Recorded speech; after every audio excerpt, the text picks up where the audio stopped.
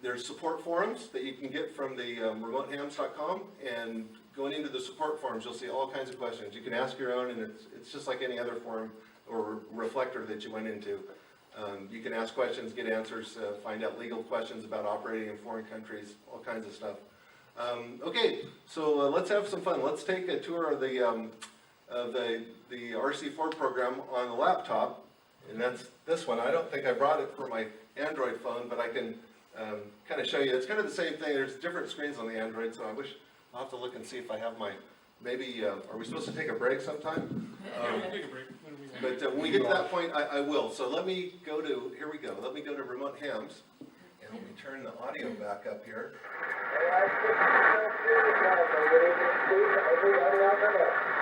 All right, Gary, thank you. I'm stumbling through it tonight, it looks like. N6EPJ. Yeah, good evening, Steve, from Radio Course, N6EPJ. All right, Bob, you getting some of the wet stuff? Yeah, it hit us about 3-4 hours. Okay, so I'll show you how I start to get there, because that's kind of, I don't want to just jump in there. Let's see here. Let's see, show the desktop. So I have to figure out how to use my own computer. So usually you click on the RC4 icon, it pops up like this. This is what they call the lobby. You can go in here and you can get a given remote on here. Some of them are different colors. You can click on this remote here and, oops, I didn't want to do that. Anyway, didn't want to do that. But if you right click on it, you can add it as a favorite. If you find remotes that you're interested in, remotes you've asked for and you've got privileges, you can add it as a favorite. You can change all your columns around. You can do anything you want by right-clicking right here in the lobby. Like I said, so these are these ones that are bold-facing up at the top. These are the ones that I usually use, or ones that I've asked for. Some of them I asked for permission just during here, during this. Let's see here, United States, Australia. Oh, cool. So VK6EI gave me. I asked him if I could have an okay. So we'll see here. It doesn't look like he gave me transmit privileges. But anyways. So here's a German remote that I asked the other night, just for this. So usually I would go into N6IJ, double click on it. Enjoy the weekend. And here's the Thank you. boilerplate. You got a good signal tonight. All right, thank Tells you a you. little Yeah, bit you're about the 15 remote. over to me. WA6GBW. Tells you a little bit about the remote. Tells you tune and transmit privileges on this one will require membership, and then it tells you if you're a foreign operator, do a W6/ your call sign for that one.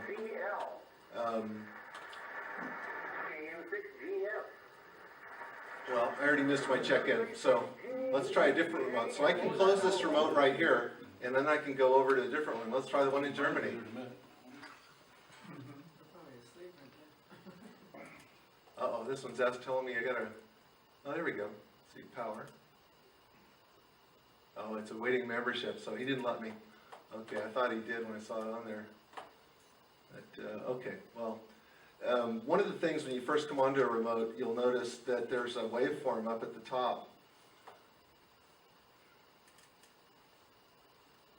There's a waveform right here up at the top, and that's the audio waveform.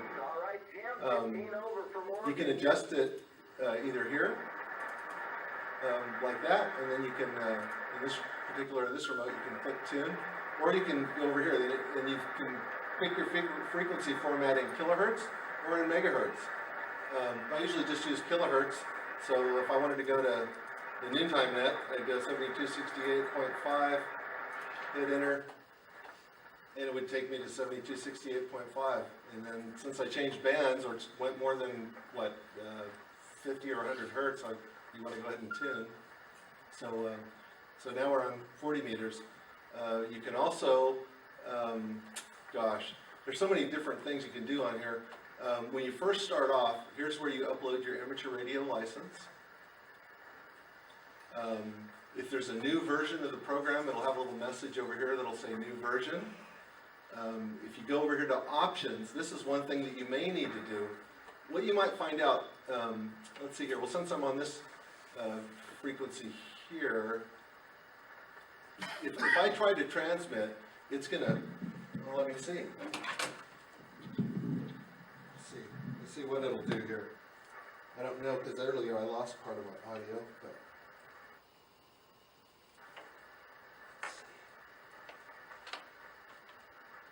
Microphone.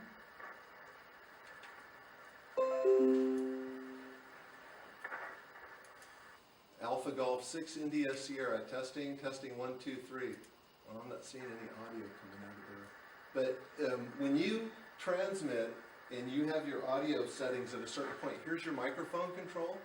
What you're looking for is, when you set this up initially, you're looking for, from whatever microphone you use, you want to have a nice waveform on there that doesn't have very many reds.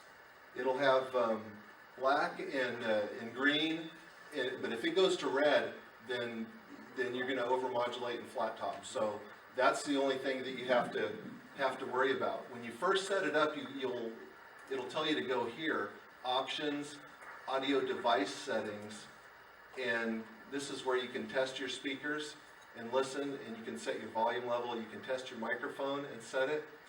It's not the greatest control, so what I found is you'll go in and you'll transmit and you'll see where your waveform is, and then you'll adjust your mic control on the remote, and then you come back and you'll say, oh, okay, instead of being here, you'll move it down to there, and then you'll click save, and then for all your sessions, it'll be where you want it to be. You'll set it up initially somewhere. It'll probably be 1 or 2 clicks from the bottom here, right in there, and then you can set your initial volume wherever you want it. I set it mid-range, and then I adjust it depending on the remote. Let's see. What's up? What is the light next to the dial? What's this? Up the blinking light on the left side of the dial. Oh, this is telling you that you have transmit privileges, and it's telling me that AG6IS is tuning the remote, and it's telling me that everything's green, that it's blinking. I never really noticed that before, to be honest. But you could go, for instance, you can go here and you can type in AG6IS, and you can hit enter.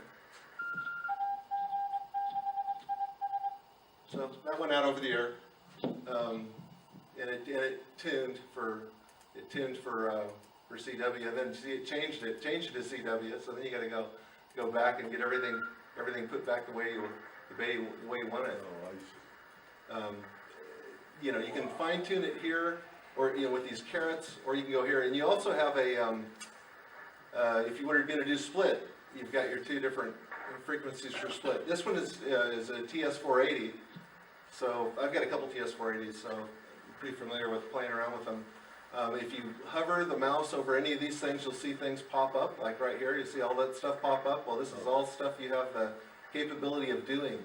If you see a remote that has this, test, what that is, if you push the test mode, what will happen is now when I transmit, instead of going out over the air, it'll only go out over the voice over IP channel. So if you had somebody that you wanted to say hi to in that, underneath your call or somewhere in that box, 2 or 3 guys in there, you could have some guys will have a round table right there on through that for their net, and then they'll have guys out that are out in the field, out in the using radios out in the field. Like for instance, a remote that does that all the time is, here we go, I'll show you another remote. This one's pretty interesting if it's on here. He's not, I don't think he's on right now. It's a different color, I don't think it's on. So whenever you try to go to a remote, it gives you this little message, but yeah, you know what, this remote's not on. The way I can tell is because there's different colors. See, these are blue, these are offline. These are tan, yeah, it's not gonna do it. So all the tan ones are online. All of these are online, and I can go to the Australia one. I don't know if you gave me authorization or not. Oh, I already did that. Where's this power button? All right, well, it doesn't look like he let me on there either. So anyway, last minute, I did this in the last week because these are all the ones I usually get on. Let's see here, what else could I show you? Here's a different remote, just to show you a different, and this one says known jammer frequencies are now blocked for receive and transmit. Because they had jammers that were going there.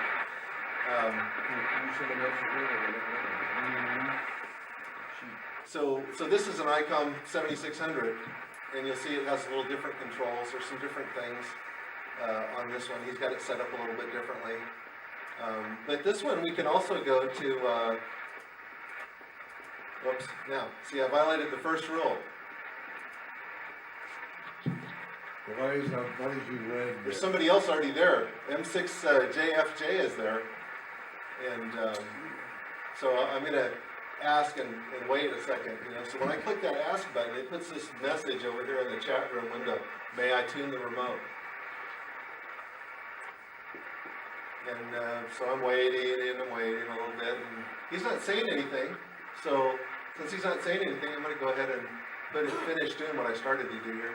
And put in 3952 and enter. Happy birthday, Dave. It's on lower sideband. It's not tuned, so I can say, well, Why does that readout go to red? MQJ. it goes to red because it's actually tuning the remote. Oh. And it should, yeah, there it goes. So it went away. Last time it got stuck, so I clicked on it again.